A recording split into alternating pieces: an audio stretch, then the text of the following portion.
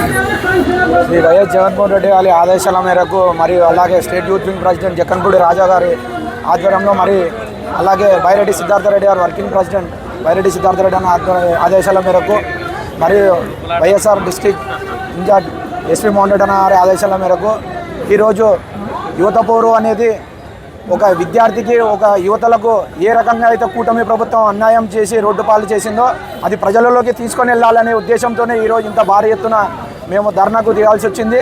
ఇంకొకటి ఈ కూటమి ప్రభుత్వం ఏం చేస్తుంది అంటే ఈ నారా చంద్రబాబు నాయుడు గారు, తర్వాత పవన్ కళ్యాణ్ గారు, తర్వాత నారా లోకేష్ గారు చాలా సూపర్ 6 అంటూ చాలా హామీలు ఇచ్చారు.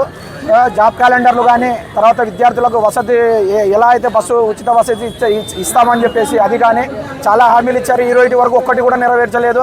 అలాగే ఫీజు రియంబర్స్మెంట్ కూడా ఈ రోజు వరకు ఏది కూడా చేయలేదు.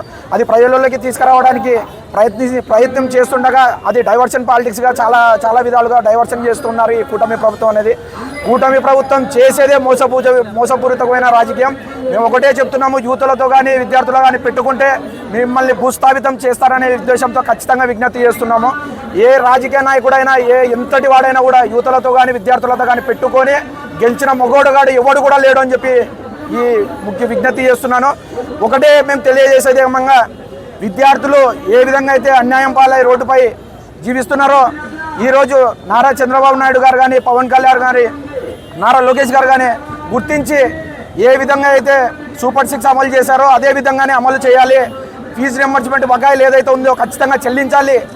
అంతవరకు మీరు చెల్లించకపోగా మేము ఎక్కడి వరకైనా కూడా యుద్ధం చేసి అసెంబ్లీని కూడా ముట్టడించి ఎంతవరకైనా దిగుతామని చెప్పేసి సభాముఖ్యంగా తెలియజేస్తున్నాను. Balu YSRCP Kurnool town youth wing president.